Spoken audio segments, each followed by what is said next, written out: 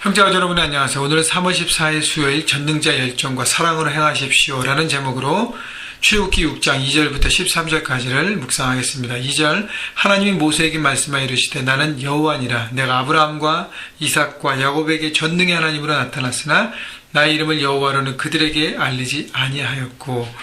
자, 하나님께서 모세에게 나는 여호와라고 말씀하셨던 그 상황이 모세가 하나님 앞에 하나님 제가 하나님 명령을 듣고 바로에게 갔지만 바로도 말을 듣지 않고 오히려 완악해지고 그리고 이스라엘 백성들을 위해서 이 모든 것을 했는데 이스라엘 백성들이 자기가 바로에게 의한 것 때문에 바로가 더 이스라엘 백성들을 고역 가운데 빠지고 더 어렵게 하고 더 그들을 어려운 상황으로 프레셔하기 때문에 백성들조차도 우리에게 등을 돌렸습니다. 더 고난당하는 백성을 보면서 하나님 제가 어떻게 해야 되겠습니까? 그런 상황을 놓고 하나님 앞에 불평하며 기도할 때 하나님께서 모세에게 강한 손으로 너희를 건지실 것이다. 이제 내가 하는 일을 보라고 말씀하시면서 오늘 2절에 나는 여호와니라 라고 얘기하십니다. 하나님은 모세에게 내가 누군지 다시 한번 깨닫고 알고 그 하나님의 명령을 순종하며 삶의 현장에서 하나님 나라를 펼칠 것을 하나님은 말씀하신 것입니다. 여러분, 우리가 하나님 앞에 기도할 때 우리가 하나님 앞에 예배할 때, 우리가 하나님 앞에 말씀 묵상으로 주님의 그 뜻을 구할 때 우리가 해야 될 것은 뭐냐면 하나님을 알아가는 것입니다. 우리가 하나님을 제대로 알고 많이 알고 깊이 알고 넓이 알면 알수록 우리가 순종하기가 쉽고 그 말씀대로 우리 삶의 현장에서 적용하며 살아가게 되는 것입니다. 하나님을 모르면 제대로 할 수 없는 것이. 그래서 하나님께서 자신을 보여주신 것이죠. 나는 여호와니라. 나는 여호와라는 뜻에는 여호와는 스스로 있는 자, 생명의 시작이고 생명의 주관자라는 뜻이 있습니다. 결국 지금 살아계셔서 지금 역사하고 계시는 하나님인 것을 하나님 말씀하고 계신 것이죠. 그래서 3절에 보면 조상들에게는 전능의 하나님, 엘샤다, 전능의 하나님, 능력의 하나님으로만 나타났는데 이 여호와라는 부분들을 구체적으로 그들은 알지 못했지만 이제 언약을 하는 너희에게 내가 구체적으로 알리고 너희와 함께 언약 백성으로 너희를 세우고 나와 너의 특별한 관계를 세우겠다 하는 말씀하시는 것입니다. 4절 가나안 땅 곧 그들이 거류하는 땅을 그들에게 주기로 그들과 언약하였더니 이제 애굽 사람이 종으로 삼은 이스라엘 자손의 신음소리를 내가 듣고 나의 언약을 기억하노라. 이제 때가 됐고 너희를 통해서 하나님의 백성을 세우고 하나님의 언약을 이룰 때가 됐다고 얘기하시는 것이죠. 6절 그러므로 이스라엘 자손에게 말하기를 나는 여호와라. 오늘 가장 많이 반복되는 단어가 나는 여호와입니다.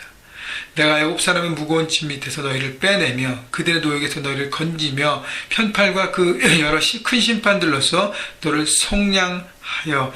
자, 하나님께서는 어둠 가운데 있는 눌려있는 이스라엘 백성들을 빼내고 건지고 속량한다는 하나님의 구원을 펼치신다는 것입니다. 왜냐하면 나는 여호와이기 때문에 생명을 주관하고 생명을 살리고 생명을 새롭게 하는 지금도 살아계셔서 역사하고 계시는 하나님인 것을 알려주시는 거예요. 먼저 너희를 구원하고 애굽의 모든 지배로부터 새롭게 할 것이다. 구원할 것이다. 7절 너희를 내 백성으로 삼고 나는 너희의 하나님이 되리니 나는 애굽 사람의 무거운 짐 밑에서 너희를 빼낸 너희의 하나님이 여호와이신 줄 너희가 알지니라. 하나님은 이스라엘 백성들 자신의 백성으로 삼겠다고 말씀하시고 나는 너희 하나님 스페셜한 릴레이션십을 하나님께서 이루신다고 말씀하시는 것이에요. 여러분, 우리가 하나님을 묵상하고 예배하고 기도하고 찬양하고 하나님과 나가면서 우리가 경험하고 우리가 붙들어야 될 부분이 바로 하나님은 나의 하나님이라는 것입니다. 다른 사람의 하나님도 되지만 나의 하나님, 퍼스널 릴레이션십을 하나님과 갖는 것이 필요하다는 거예요. 그래서 하나님께서 말씀하신 이 모든 것들을 하는 것을 너희가 알지니라. 우리가 알기를 원했다는 것입니다. 여러분, 하나님을 알아가십시오.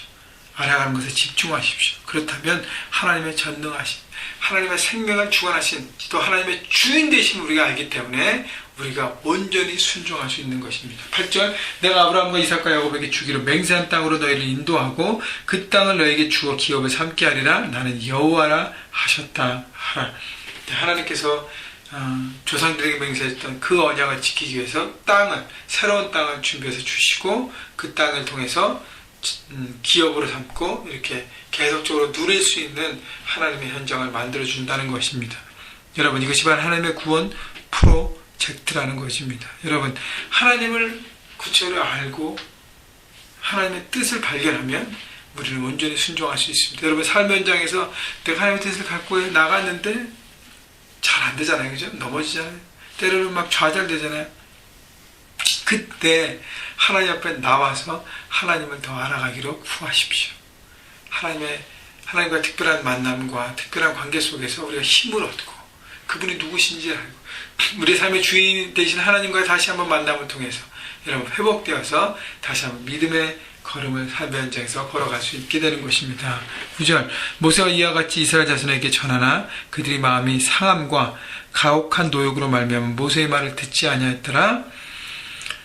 그래서 모세가 하나님의 말씀을 듣고 다시 한번 확신 가운데 이스라엘 백성들이 나눴지만 그들이 말씀을 듣지 않았어요. 듣지 않은 이유가 두 가지입니다. 하나는 마음의 상함, 내적인 쓴뿌리와 상처 때문에, 그리고 외적 가혹한 노역, 외적인 고난을 통해서 그들이 말씀을 듣지 못했습니다. 여러분, 우리의 마음에 상처가 있고 쓴뿌리가 있고 내 마음에 응어린 게 있으면 하나님 말씀이 들을 수 없습니다.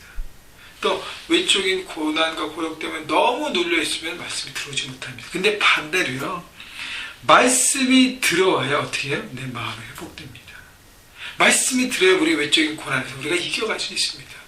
아, 이것 때문에 안 돼 하지 말고 오히려 반대로 말씀의 마음을 열면 이 모든 것이 회복되는 것을 알고 나가야 하는 것입니다. 10절 여호와께서 모세에게 말씀하여 이르시되 들어가서 애굽왕 바로에게 말하여 이스라엘 자손을 그 땅에서 내보내게 하라. 하나님은 모세에게 다시 한번 구체적으로 명령하시죠. 12절 모세가 여호와 앞에 아뢰되 이르되 이스라엘 자손도 내 말을 듣지 아니하였거든 바로가 어찌 들으리까 나는 입이 둔한 자니이다. 모세는 하나님 앞에 익숙해집니다. 이스라엘 백성들은 내 마음을 우리의 마음을 몰라주는데 바로가 내 말을 듣겠습니까? 하나님 주신 명령과 하나님이 여호와라고 말씀하신 것을 듣고도요 그는 고집을 피웠습니다. 나는 못합니다. 나는 입이 둔합니다. 똑같은 얘기를 하는 것이죠. 계속적으로 과거만 붙잡고 있습니다. 여러분, 하나님께서 명령할 때 우리의 능력과 우리의 상황과 우리의 모든 것을 바라보고 믿고 나가는 것이 아닙니다. 여러분, 나를 보면 상처투성이고 실수덩어리고 뭐 믿을 게 있겠습니까? 여러분, 그때 하나님께서 뭐라고 그러세요? 13절 여호와께서 모세와 아론에게 말씀하사 그들로 이스라엘 자손과 애굽 왕 바로에게 명령을 전하고 이스라엘 자손을 애굽 땅에서 인도하여 내게 하시리라. 하나님께서는 모세의 익스큐즈와 변명을 듣지 않았어요. 거기에 대해서 모세가 왜 이렇게 힘드니? 다시 명령하십니다. 왜냐하면 말씀의 능력이 있기 때문에요.